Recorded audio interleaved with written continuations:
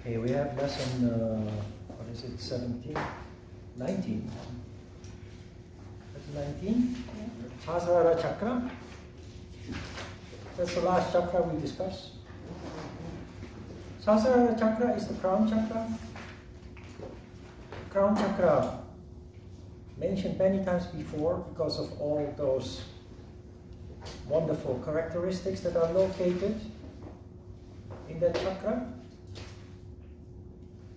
If you look at, if you understand Sahasrara Chakra and you look at the various cultures around the world, you see that every culture has a way of symbolizing the importance of the crown chakra. We have done that throughout the history using this opulent headgear that you see with native Indians, for example. But also the golden crown of the Western king or queen is representing symbolically the importance of having those qualities as a leader. Vision, wisdom, intuition, unconditional love, universal love.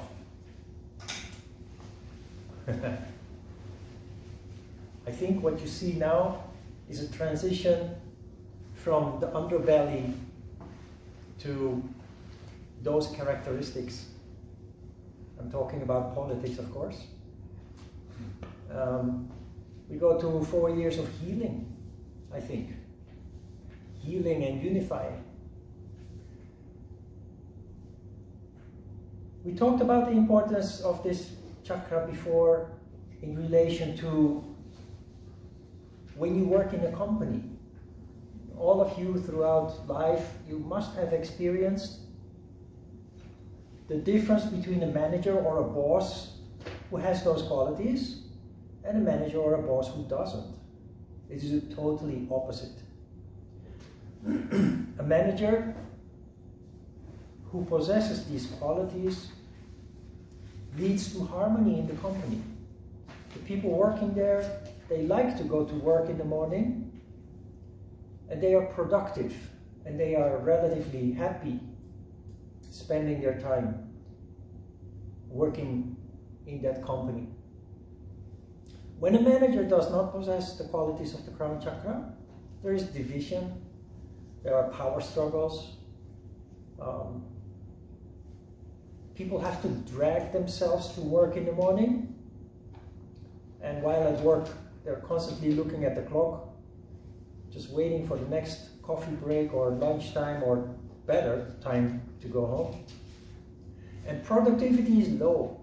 Productivity, of course, equals profitability. If you ever think of running your own business that also includes hiring people, remember this.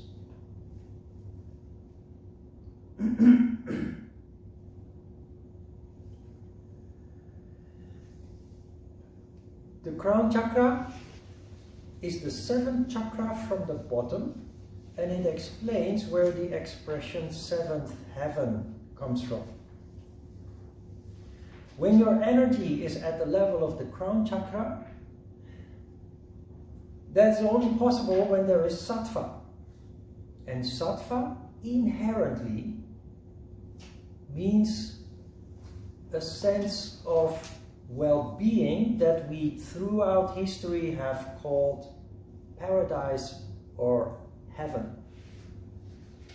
Hence, 7th heaven. Not only that, I think I mentioned this before because we talked about the chakras many times. There's a drink in Europe and America. You also have in Korea, but in Korea it's named differently. In Korea it's called cider. In Europe and America it's called 7-Up. The implication, the marketing implication is that you drink that drink and it brings you to heaven. It brings you to 7-Up, 7th heaven, the crown chakra. Of course, it's rubbish. But that's how marketing works. It also shows that not only the yogis, the seers of the past, knew about the chakras, but cultures around the world had insight in the energy bodies as we have described them. Only when there is chakra, only when there is sattva, this chakra manifests, because it requires that energy that has a tendency, a natural tendency, to gravitate towards the bottom, our lower emotions and desires and animal instincts. That energy needs to rise up through the third channel called Sushumna Nadi, and that only happens when there is one, enough energy, and two, sattva leading to that energy rising up. You can say that this is the whole purpose, the whole essence of yoga. Many people think yoga is exercise. Some people think yoga is meditation. But what it is really for, in the very first class I explained that yoga means control, yoke, or yuj. That control is not to make your life miserable, denying yourself pleasure and what have you. It is designed to bring about sattva, not for the sattva itself, but to allow energy to rise up and cultivate the human being away from its animal instincts to higher characteristics: vision, wisdom, deep insight into complex matter, and universal love. Ancient science, before the education as we know it, ancient science was based on this. Because people who manifest the crown chakra naturally start investigating, contemplating. That is how, long before we had modern technology, telescopes, satellites, and what have you, we had insight already in the planets, the galaxies, the universe, but also in the microcosmos. Ancient texts describe atoms, matter that we cannot see, so small, and yet sheer contemplation, which is what you do in the crown chakra, has led to those amazing insights. So not to be understated. And for many yoga practitioners, most people just do not see this wonderful aspect of yoga. And in fact, when you understand what it is all about, you realize it is the most important aspect of yoga. All the rest is superficial. All the rest is only a small aspect of a path that is designed to lead to this wonderful development. And a development that every single human being can achieve, if only you subject yourself to a discipline like yoga or something similar. There are such disciplines around the world, in every continent, every culture.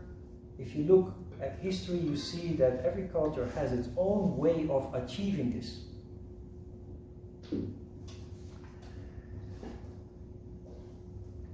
So, at the bottom of the page you see the description. When the chakra is in sattva, it expresses itself in intuition, wisdom, universal love, vision, etc., mentioned many times. In a state of light Shakti domination, and I emphasize the word light. In a state of light Shakti domination, this chakra expresses itself in sheer intelligence. Why did I emphasize the word light? Because this chakra manifests only when there is sattva. So the overall condition is sattva with a light leaning towards Shakti. Because energy is never completely stable. It's always fluctuating a little bit. When there is a light Shiva domination, it expresses itself in sheer love. So a person who is sattvic and functioning based on consciousness in the crown chakra is fluctuating between intelligence and universal love.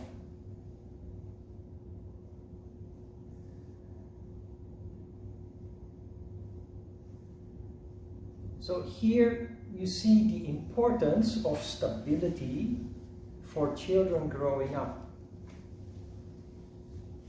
We think that children are smart or dumb based on their scorecard, their end of the semester report. The reality is every child has the potential to be smart and have a high score. It all depends on the sattva in that child's upbringing or the lack of it. So intelligence is a natural expression or manifestation that occurs when there is relative sattva, stability. Page 2 starts with ego. Now, when I was a beginning yoga practitioner, people always talked about ego, and I'm sure that happens still, and you must have heard a lot about it. But ego is very difficult to grasp. What is ego? Ego is a thought loaded with emotion. So every time when you experience an emotion, it is because you identify a certain thought with yourself. Why is this important? Because it makes you crash. It makes you crash from your sattva that allows you to be on that high level of consciousness. Now, I've said many times that ego is only human, but that does not mean that we should just allow it to control our lives, because it wreaks havoc.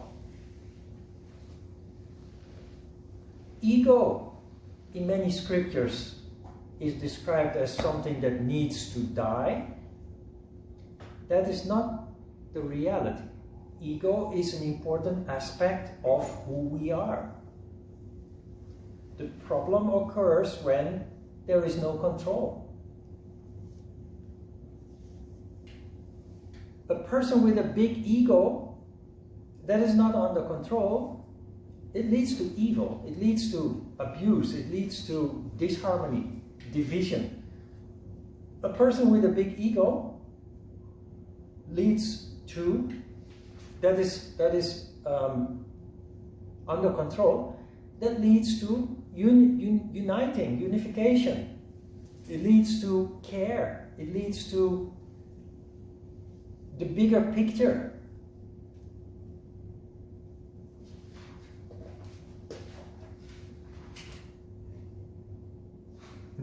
Talking about politics, you can very clearly see the difference. People with a big ego inevitably will end up in a higher position. Whether that is in corporate life, in business, or in politics. It's the people with the biggest egos that will fulfill the biggest roles. It's just a natural law. So ego is an indivisible part of our functioning. But what is important for us knowing that ego cannot die, is that we learn, first of all, to understand it, and based on that, to learn to control it. And that is very hard to. I'm from the Netherlands. Now, if you say something bad about Dutch people, if I'm not in control of ego, I will pick a fight with you. I will get upset. You didn't say anything bad about me, but you said something about Dutch people, or Dutch culture, or the Dutch president, prime minister. And just because I'm Dutch and I identify with that, I become emotional, I become angry. Do you understand ego? That's ego. Even your remark was correct. You said something about Dutch people based on an observation, and it is true, it is correct, and yet I get angry. That is ego. But if ego is under control, I will smile and I will make a joke about what you said about Dutch people and Dutch culture. I will even rub it in a little bit more and tell you something even worse about that.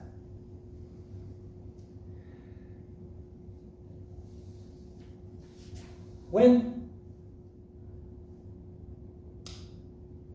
you know what I like about America, we have this politics playing out, of course, but you have the late night show, and then you have the late night show, and you have Saturday Night Live.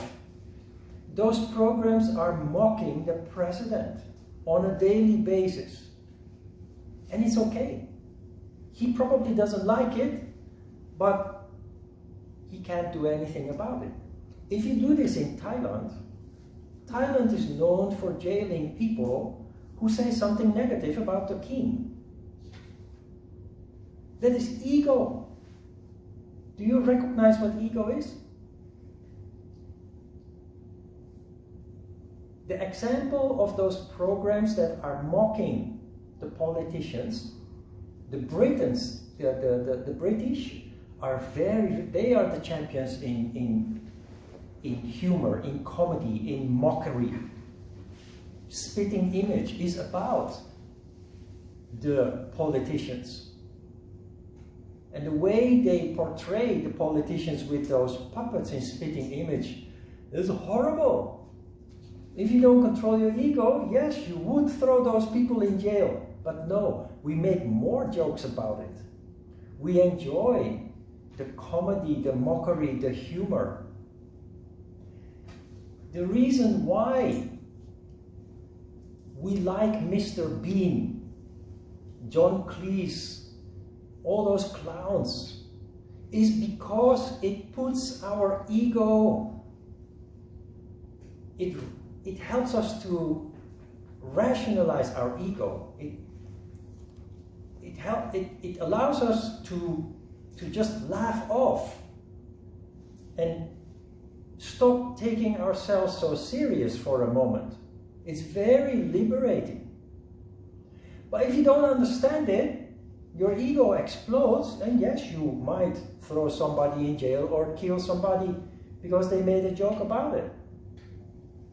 The terror attacks in France, which has been happening on a regular basis and just recently happened again, several people killed on several occasions, it's all about ego. You offended my prophet.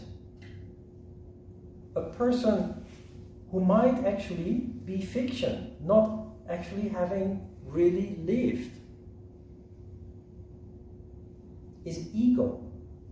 You can make jokes about Catholicism, you can make jokes about Christians, but don't make jokes about Muslims. It's ego. Do you recognize what ego is? I'm giving you all these examples because it is important that you start understanding what ego really is in practice. Because often people think they understand what ego is, and then 2 minutes later something occurs that makes ego manifest and they have no idea that it is happening. Because the idea that we have, the understanding that we have about ego is very often very, very incomplete or even superficial. Anytime when you become emotional, try to rationalize it and try to discover how ego is involved in it. Because if there is an emotion, it's ego.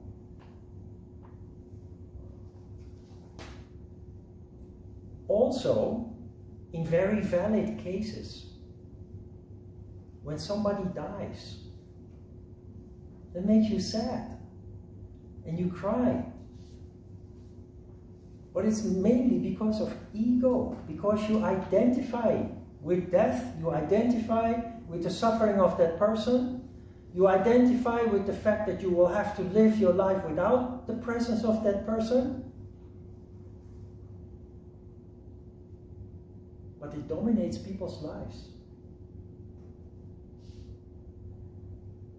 I once had a friend who told me, my boss's aunt passed away and now she will not come to the office for 4 days, so it was a very small company, it was actually a hug one, and this person just dropped everything because a distant relative died, and because of ego felt the right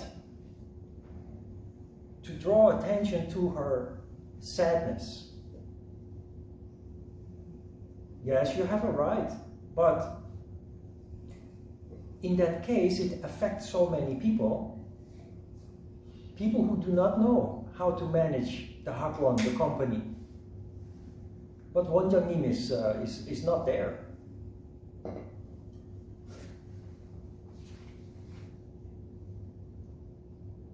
In 2011, my second brother died, and my first brother died in 2008, and I was too late. So I went to Holland for the funeral. When my second brother was very seriously ill, and it became clear that it was, what do you call it? Terminal. Yes, thank you, terminal. I quickly went to Holland to visit him. And when I came back, 2 weeks later, on Saturday morning, at 9:45, the class started at 10 o'clock. 9:45 the phone rang, and my sister told me, Ron, your brother Marcel has died. So I was standing in front of the window, I had dressed up like this and my bag was ready. I already had the key in my hands to leave and close the door. And I thought, oh my God, and, he died, and I should cancel the class, and And then my crown chakra kicked in, and I thought, wait a minute, if I cancel the class, there are 25 people, they are already probably there. Then all those people will be the victim of my misery. The moment that you realize that, you realize your ego, you know that this is not an option. So emotion kicks in, but the person who is in control of ego does not allow themselves to drown in it. That's not easy. So what did I do? I just went there. And I started the class and I was rattling off what was written in the paper. Very dry and boring. And I realized it was not going anywhere. So after 5 minutes I said, wait. I have to tell you something before we continue with the class. So I explained what happened. And then we moved on with the rest of the class, and it was one of the best classes we ever had. I just explained what happened, and it led to one of the most inspiring classes we ever had. That is ego dying. You understand that? Instead of letting everybody become the victim of your misery, you take control. And it is so rewarding, after all. You understand ego? It's not wrong to be sad. It's not wrong to feel anger, but be aware where it comes from. Be aware of the consequences. And when you see that the consequences are not reasonable, step in and take control. It is because of lack of control of ego. The lack of control of ego is responsible for all the misery in the world, in the first place. All conflict starts with ego. All violence starts with ego. So it's hugely important that we start understanding how ego works in a practical sense. And in the long term, little by little, by trial and error, gain control. It will make a huge difference in your life. Another example of ego that paralyzes people is people who have experienced something traumatic. They keep thinking about that traumatic experience. I think I mentioned the example of going to southern France in the 80s, late 80s, 90s, where you have all these small villages, and you go to the one bar in town where they sell coffee and croissants, but also beer and wine, and it's a little bit of everything, because the whole village gathers there and spends time to just socialize there. And you always invariably would find those people who experienced the Second World War. And all they could talk about was what they experienced at that time. And every evening that you come back to drink a beer in that place, the same story is being repeated. And they've done that for the past 50 years. I'm not saying it's bad, but I want you to understand ego. It is because of ego that they keep reminding themselves of this horrible event. No mistake about that. They have every right to, but it has destroyed 5 years of war, has destroyed the next 60 years to come. They still had to live another 60 years, and they were simply not able to do so. People who overcome that trauma, they will move on and start a career and do something with that trauma in a positive way, in a constructive way. But there are people who do not. They just are not able to overcome. And they spend the rest of their life lamenting their misery, drowning in their misery, their pain, which is real. Don't get me wrong, I'm not being negative about it, but I want you to see how it can destroy your life, how it can basically paralyze a person. For me, this is important because it happened to my two brothers as well. They drowned themselves not only in their misery, but in alcohol and drugs. And I was there too. I escaped from it because I discovered yoga. They didn't.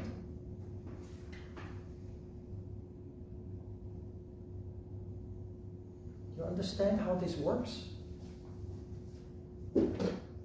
Ego is important. Our emotions are important. We have to acknowledge them, we have to experience them, but there must be at some point there has to be the moment that you step in and say, now it's enough, I have to move on. And the reason why this is difficult is because of ego. You have questions about ego? Maybe at the hand of questions I can make it clearer. I really want you to know and understand how ego works. Ego leads to disharmony. It leads to scattering of energy. We lose our goal, our purpose. If we can avoid that, we can then canalize our energies again. That is what you do with yoga. You canalize your energy and allowing you to manifest characteristics that otherwise would remain dormant. It allows you, in case of the crown chakra, it leads to taking control of your destiny. You get lost because of circumstances in life, the experience that you went through in life, but because of ego, which leads to a sentiment, an emotion, you scatter your energy. You're not able to study anymore. You're not able to do any significant task at work anymore. People who suffer from PTSD or traumatic experiences often end up in very simple jobs. It keeps them busy and it keeps them having an income, a basic income, but they'll never grow. They'll never expand. They'll never develop. Because the energy is not there. They have a ball of energy. 5 or 10% is used to perform the task that provides them with a living. The other 90% is wasted, scattered, because of the identification, because of ego, because of the emotions that it leads to. If you can stop that, instead of 10%, you will be capable of using more and more of that energy that is there. You canalize more and more energy towards your goals, and you will start to see development, growth. Yes? I was just wondering about ego and, the emotions. So yes. It can also lead to, that rumination. Because something happens to you. Yeah. And then your ego, your emotions kick in, and this red rumination. You keep thinking about the same thing. Is that what you mean? Is that you can't sort of move on, move forward, because you're so stuck on that situation? Yes.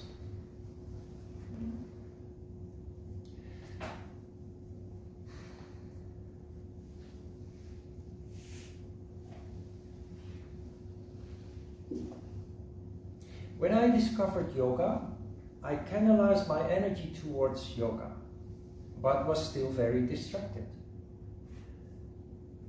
But I connected with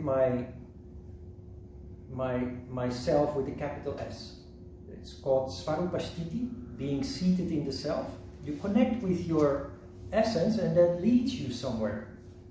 For me, that was in the first place martial arts. I felt the need to do something with my anger, my anger. I had a lot of anger when I kind of woke up.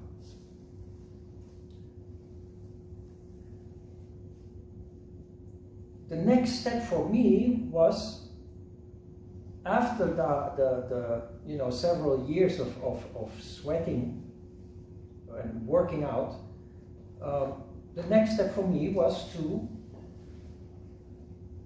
complete my education, the education that was broken off in my teenage years. But I found it very hard to focus on my study, because still scattered. But at least there was focus. My brothers, they couldn't do anything at all. The next step was then to follow my heart and come to Korea. And over time, the past fades away, but you have to do effort for that. That you will learn in lesson 28, 29 when we discuss pratyahara, which is detachment. As a normal human being, when a memory comes, you identify with that memory, especially when it is painful or miserable, something from the past. That is where you get lost. That is where you end up hanging at the bar every evening talking about the same misery, almost gloating over it, in spite of the miserable or the sadness that comes with it, while enjoying drinking beer or something like that. If you don't take control of this, it will guide you all the way to the end of your life, and often it will shorten your life. Like the people who experienced the Second World War cannot stop talking about it for the next 50, 60 years. When you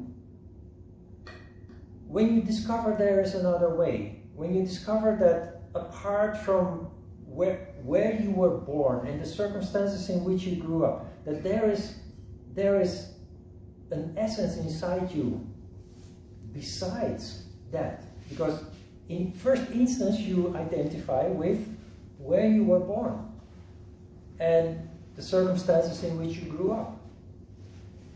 And you even glorify that. But when you connect with that essence inside yourself, you find out it has nothing to do with that. But what you can do is use that past experience as a fuel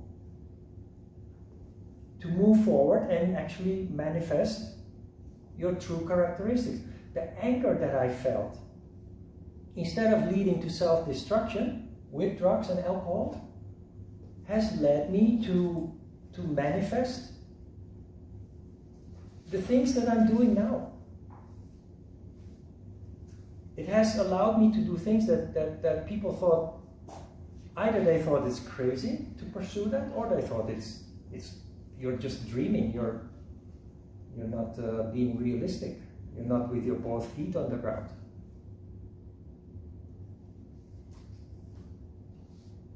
Sometimes I have a memory of the past, and then I know that in 15 years ago, 20 years ago, it would drag me down. I would become emotional and distracted, most importantly. But persistently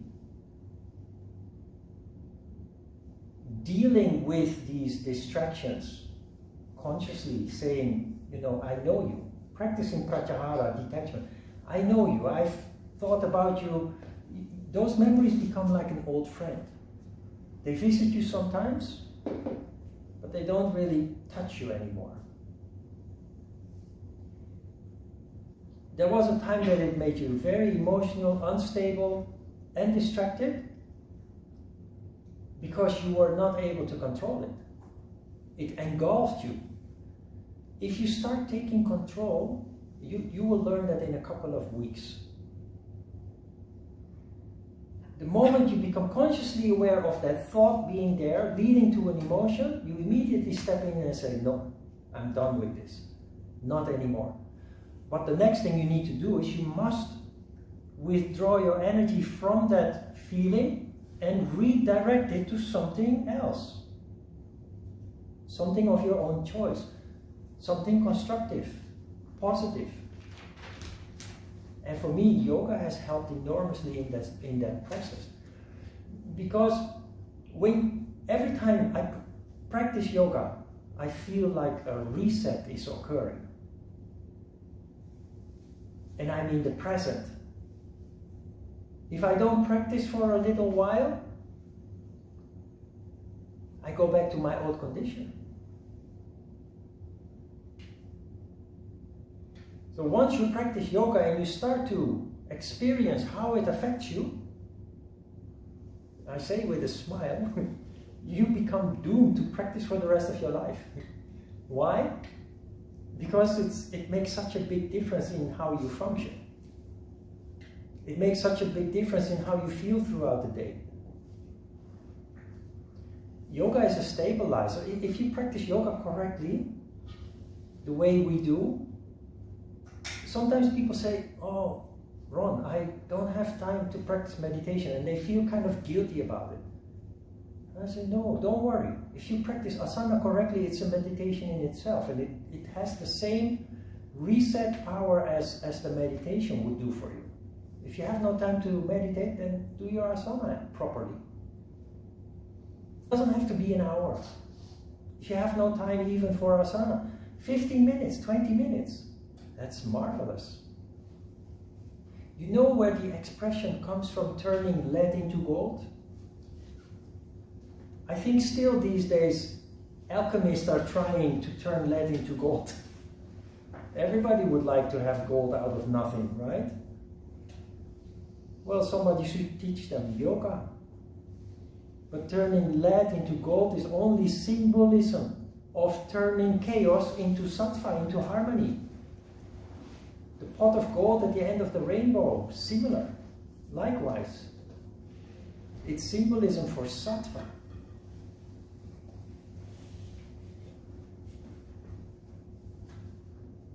So, practice regularly. It doesn't have to be much. If you don't have much time, 10 minutes, 15 minutes, even 1 minute is more than no minute. Keep that in mind. We have a tendency towards perfection, and we have a tendency towards dissatisfaction. So we studied contentment. The yamas and the niyamas.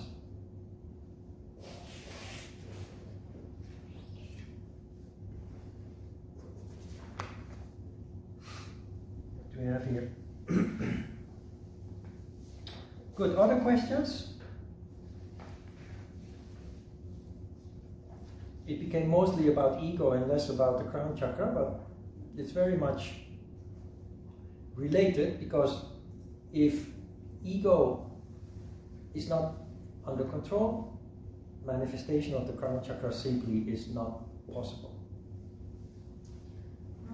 Yeah. I want to understand how important empathy is. Yes. Empathy? Empathy is the heart manifesting. But the heart is a representative of the crown chakra.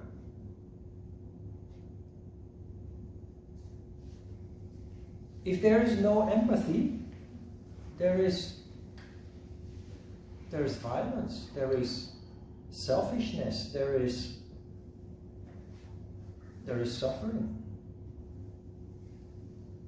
The opening up of the heart, we talked about it last week when we discussed the heart chakra.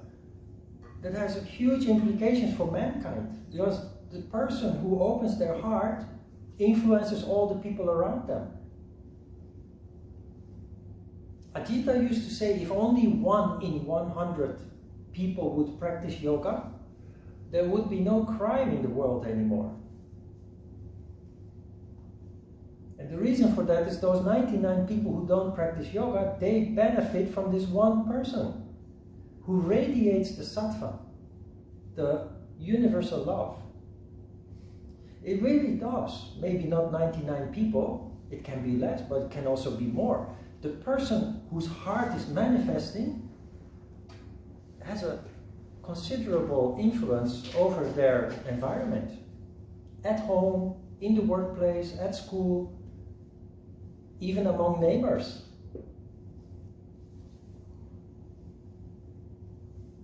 I'm in an endless fight with my neighbors. Because people move all the time. And every time new people come, I have to start all over again. What I mean is, in Korea, because of cultural background, the people don't greet each other if they don't know you. But I'm from the Netherlands. If I walk in the supermarket, in the aisle, and your eyes meet, you say hello, or good morning, or even, people you don't know.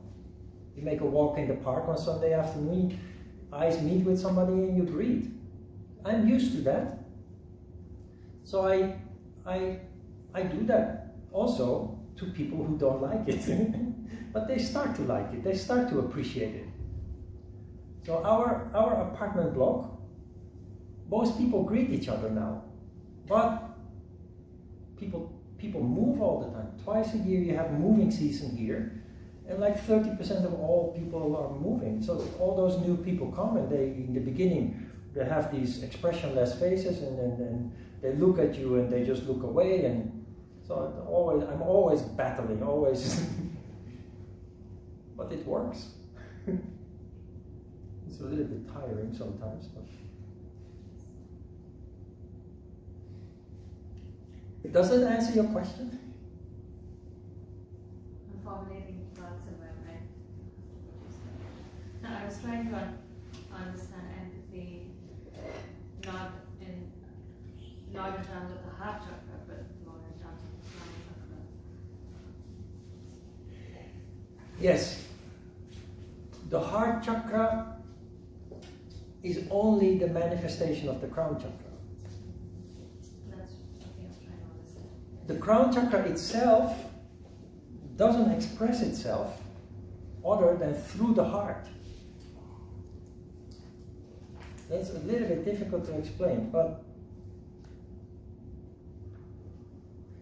all the chakras function. They have different functions that we can only interpret through Ajna chakra.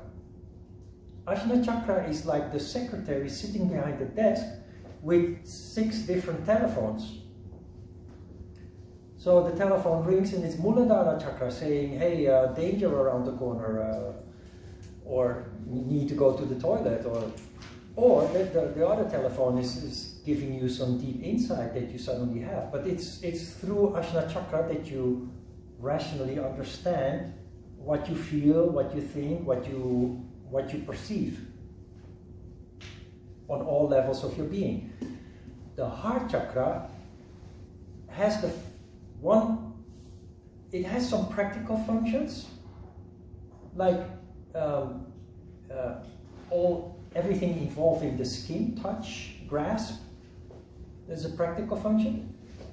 But much more important, of course, is the expression of universal love, which includes compassion, empathy, care.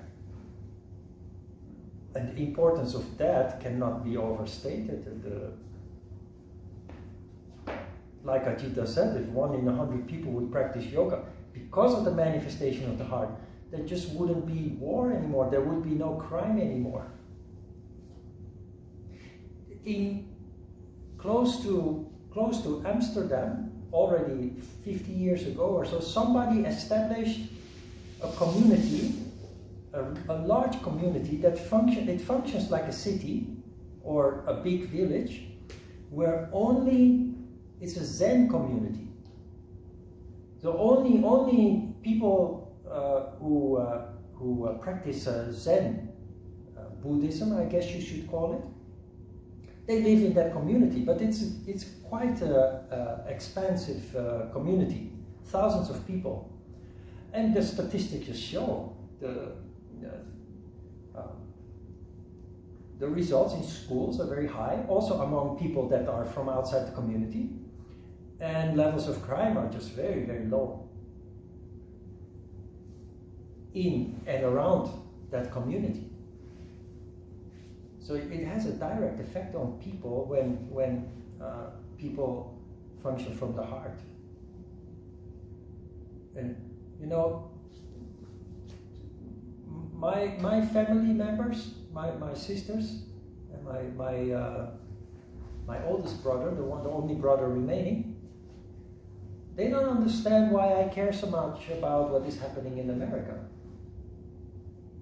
Because they don't see it from the perspective that I do.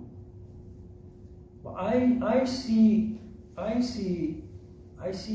difference between evil at work and heart at work. And not only that, look, what happens in Holland that doesn't have so much consequences for the rest of the world. What happens in America affects the whole world. And it can be pretty scary sometimes, because if you realize that approximately 50% of people actually support that kind of criminal behavior, I should say, that thuggishness, that selfishness,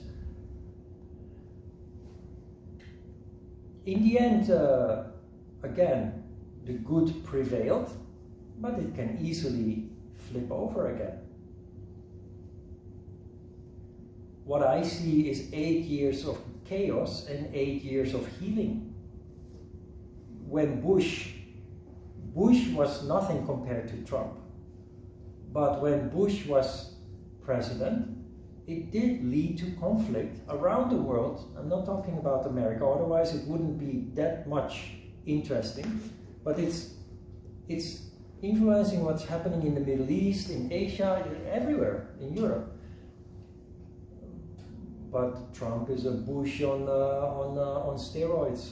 That I like Bush. I mean, he's a pretty jovial guy, but the heart was missing there often. The empathy was missing there often. Then Obama came, and the first thing Obama did was travel around the world and restore everything that was destroyed in the 8 years before him. He was the healer in chief.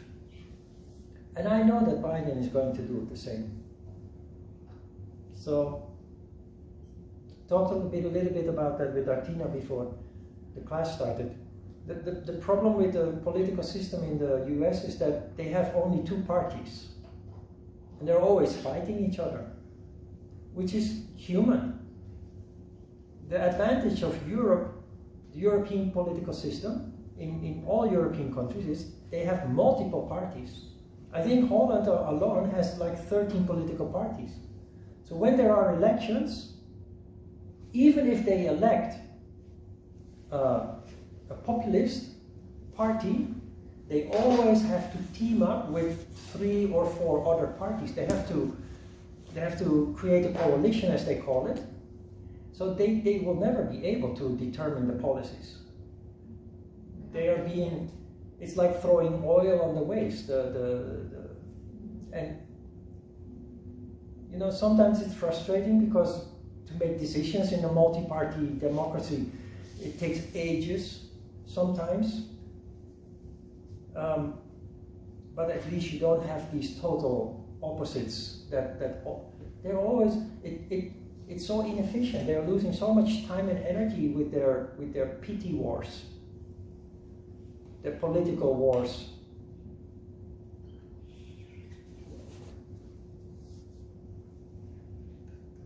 But empathy, it makes a world of difference in everything.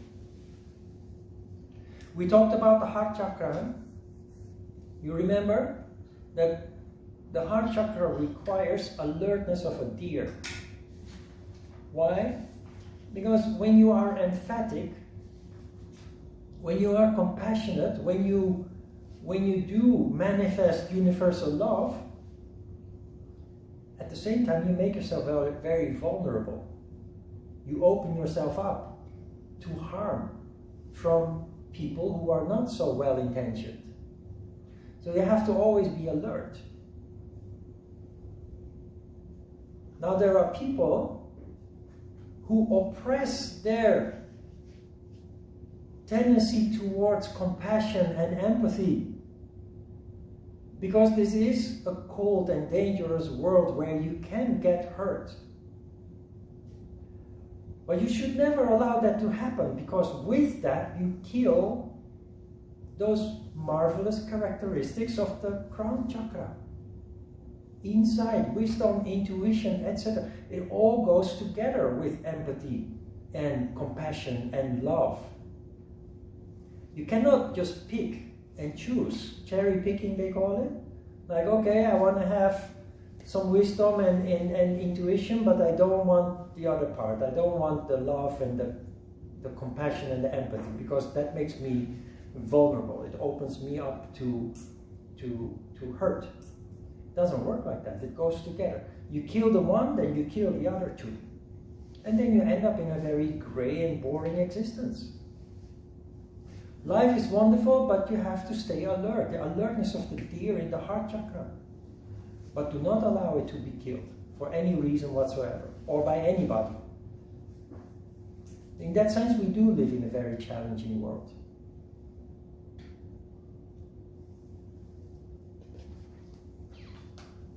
Okay, let's have a short break.